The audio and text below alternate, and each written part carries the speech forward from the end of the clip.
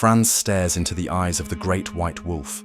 It stands proud atop the ridge above their camp, its massive frame shrouded in pale moonlight, fur like fresh snow, eyes glowing gold beneath the twin moons, Manslieb and Morslieb, casting a silvery pall over the howling hills.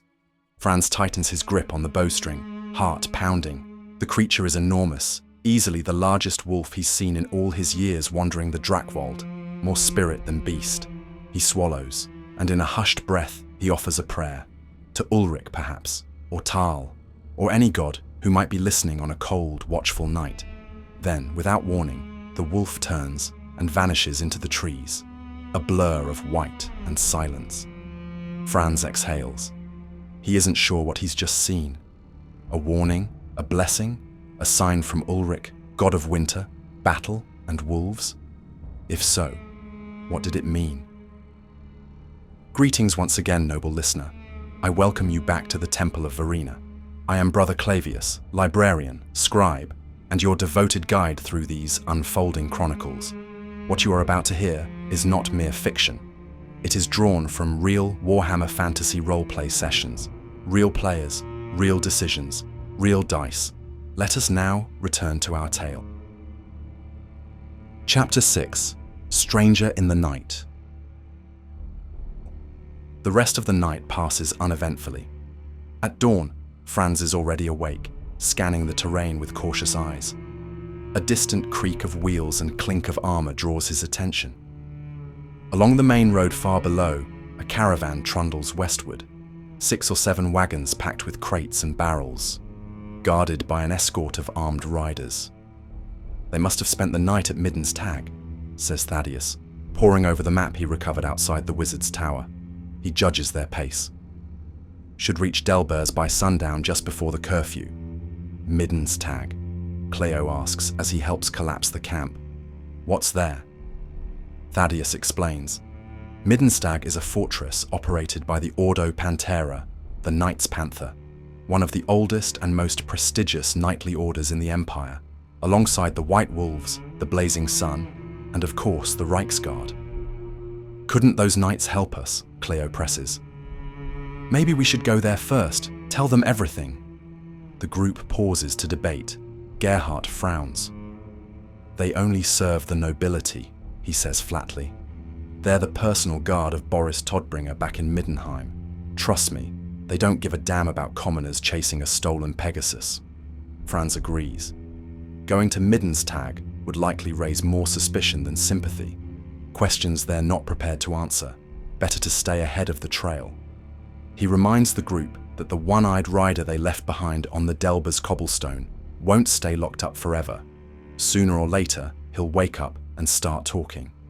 And when he does, the authorities may come looking. Captain Weiss already didn't trust us, Franz adds. If that rider's got friends in high places, we'd best move fast. Right then, grumbles Dwimbar, hefting a rolled tent onto his back. Come on, manlings, let's get moving. They march along the road for a few hours more before reaching a wide stone bridge spanning a lazy brown river. This, according to the map, is the point where the path splits, south into the wilderness. Franz spots faint tracks leading into the brush, a narrow trail, hidden. Smuggler's work, most likely. He and Cleo take the lead, fanning ahead of the others by several hundred paces, resting occasionally to stay in sight. The path is treacherous, slick with mud, crisscrossed by roots, blocked in places by fallen branches. Progress is slow, exhausting. Gerhardt and Thaddeus suffer most. Neither are suited for wilderness travel. Blisters bloom on their heels. Groans echo in the undergrowth. Gerhardt longs for clean clothes and a hot bath. The kind he used to sneak at the Peacock, the gentleman's club he once worked for in Middenheim. You'd love it, brother monk, he chuckles. Thaddeus, ever upright, claims no knowledge of such dens of temptation. The path of Sigmar is pure, he says, lips tight. Gerhardt merely rolls his eyes. After midday, they stop in a clearing to catch their breath. Rations are unwrapped. Water is passed around. Franz and Cleo report having found a ruined wagon further uphill. old weathered bones of horses still lashed to the splintered frame, possibly unlucky smugglers. Then, a rustle in the bushes.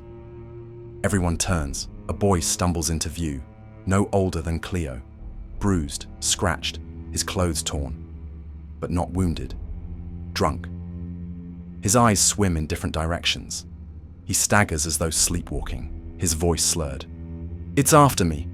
They poisoned me." Thaddeus rushes forward and forces the boy to retch, a finger down his throat. A foul, bluish slime spills from his mouth. He's given water, time to breathe. Then, a crash. The thicket explodes. A beast erupts into the clearing, 7 feet tall, furred, horned, hooved. A monster made of nightmare. "Beastman!" Thaddeus shouts, shielding the boy. Franz reacts in an instant. One arrow, then another. Gerhardt lunges with his blade. Together they cut it down before it can reach them. The silence that follows is thick with unease. Was it alone? Was it stalking the boy? Will others follow? They don't know. Eventually, the boy stirs, his mind clearer now. He tells them his name, Hannes Neumann, 17, from Hauptstadt, a quiet town in the Reichland. He works as a scribe, has a family, or had one. He doesn't know how long he's been gone, days, weeks. He remembers being taken, drugged, loaded onto wagons with others. He recalls strange rituals, screaming, braying, hooded figures in red velvet robes, goat men, a firelit circle, chanting in tongues no man should speak. Last night, in the confusion, he managed to escape a campsite in the hills, fled into the dark, found shelter in ruined stone ruins before the beast caught his scent. The story chills the companions. Is it truth? Madness? Delusion? He seems sincere. Hannes pales when he learns where he is. The Howling Hills, that far north. Dwinbar presses a familiar flask into the boy's hands. "Drink, lad. This calms the nerves." The companions exchange glances. This wasn't the plan. This has seemingly nothing to do with the Pegasus, nothing to do with Ursula or the Wizard's Tower. And yet, how can they ignore it? Gerhardt shrugs. "Look, it's not our business. He's lucky we found him. He's welcome to follow, but we've got a job to do." Franz disagrees. Cleo too. "What about the others?" Franz asks. "The ones still at that camp?" Thaddeus steps forward, produces something from his pouch, the twin-tailed comet pendant taken from the mutant the day before. "Sigmar protects," he says, pressing it into Hannes's palm. Hannes stares. "I've seen this," he says. "One of the other captives wore it. A farmer." Thaddeus rubs his chin. Something's wrong. The mutant from yesterday. It wasn't like the beast they just fought. Less animal, more human. It spoke Reichspiel. It begged. A horrifying possibility crosses his mind, but he doesn't voice it. Not yet. "My pledge to Sigmar compels me," Thaddeus finally says. "We cannot ignore this. Whoever took this boy are criminals, and worse. I say we intervene." Franz agrees. Cleo nods. Dwinbar hands Hannes his helmet. "Wear this, young one." "Let's put it to a vote then," the dwarf says. Gerhardt frowns. "Fine," he mutters. "But don't say I didn't warn you when everything starts going south." He eyes Thaddeus, once again tempted to expose him, to confront the act he's convinced the monk is playing. But he holds his tongue. Not yet. "Right, boy," Dwinbar says, clapping Hannes on the shoulder. "Take us to where you hid." Hannes leads them uphill, deeper into the wild. Eventually, they find the ruins, crumbling stone, pillars overgrown with moss and ivy. Once a stronghold, now a ghost. Dwinbar kneels, fingers brushing the stone. "Elven," he spits. "Weak archers, shoddy craftsmanship. You can always tell by the arrogance. Knife-ears don't build things to last."